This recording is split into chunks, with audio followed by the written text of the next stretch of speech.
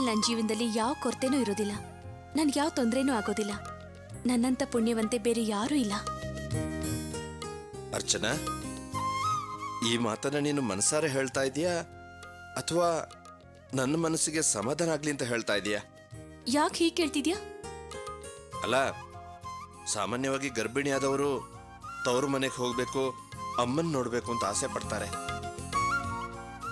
ನೀನು ಮೊದಲನೇ ಸಲ ಗರ್ಭಿಣಿ ಆಗಿದ್ದಾಗ ನಾನು ಅದನ್ನ ಗಮನಿಸಿದ್ದೆ. ನಿನಗೆ ಈಗ ಅದೇ ರೀತಿ ಆಸೆ ಆಗ್ತಾ ಇಲ್ವಾ? ಅಲ್ಲ, ನಾನು ಯಾಕೆ ಹೀಗೆ ಹೇಳ್ತಾ ಇದ್ದೀನಿ ಅಂದ್ರೆ, ನೀನು ನನಗೆ ತವ್ರ ಮನೇನೂ ಬೇಡ, ಅಮ್ಮನೂ ಬೇಡ ಅಂತ ಹೇಳಿ ಅವ್ರನ್ನ ಬಿಟ್ಟು ಬಂದು ನಾನು ಸತ್ರೆ ನೀವು ಬರಬೇಡಿ, ನೀವು ಸತ್ರೆ ನಾನು ಬರೋದಿಲ್ಲ ಅಂತ ಹೇಳಿದ್ದೆ.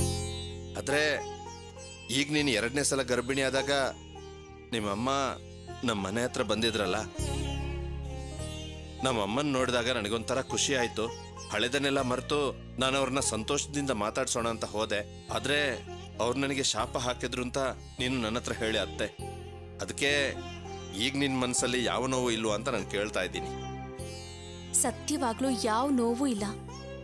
ಈ ಹೊತ್ತಲ್ಲಿ ನನ್ನ ತಂದೆ ತಾಯಿ ನೋಡ್ಕೊಳ್ಳೋದಕ್ಕಿಂತ ಹೆಚ್ಚಾಗಿ ನೀವುಗಳು ನನ್ನ ನೋಡ್ಕೊಳ್ತಾ ಇದ್ದೀರಾ. ಎಲ್ರೂ ಬರೀ ಮಾತಲ್ಲಿ ಮಹಾರಾಣಿ ತರ ನೋಡ್ಕೊಳ್ತೀನಿ ಅಂತ ಹೇಳ್ತಾರೆ, ಆದ್ರೆ ನೀವು ನಿಜವಾಗ್ಲೂ ನನ್ನ ಮಹಾರಾಣಿ ಹಾಗೆ ನೋಡ್ಕೊಳ್ತಾ ಇದ್ದೀರಾ. ನನ್ನ ಮನ್ಸಲ್ಲಿ ನಾನು ಮಹಾರಾಣಿ ಹಾಗೆ ಬಾಳ್ತಾ ಇದ್ದೀನಿ. ನನ್ನ ತವ್ರ ಮನೆ ನೆನಪಾಗ್ಲಿ, ನನ್ನ ತಂದೆ ತಾಯಿ ನೆನಪಾಗ್ಲಿ ಖಂಡಿತ ಆಗ್ತಿಲ್ಲ. ಆ ನೆನಪಾಗ್ದಿರೋ ರೀತಿ ನೀವು ನನ್ನ ನೋಡ್ಕೊಳ್ತಾ ಇದ್ದೀರಾ.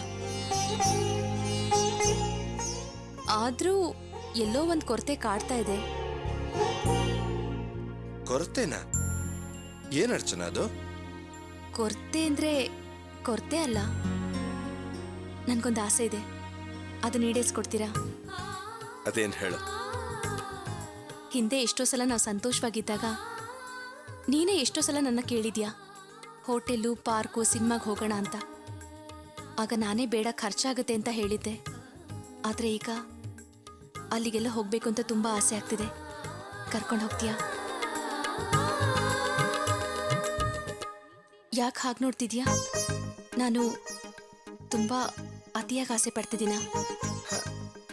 ಇಲ್ಲ ಅರ್ಚನಾ, ನೀನೇನು ಅತಿಯಾಗಿ ಆಸೆ ಪಡ್ಲಿಲ್ಲ. ಇದನ್ನೆಲ್ಲ ಕೇಳ್ತಾ ಇರೋದು ನೀನೇನಾ ಅಂತ ನೋಡ್ತಾ ಇದ್ದೀನಿ. ಸದ್ಯ ನೀನೇ ಇವತ್ತು ಬಾಯಿ ಬಿಟ್ಟು ಕೇಳಿದೆಯಲ್ಲ. ನಡಿ ಹೋಗೋಣ.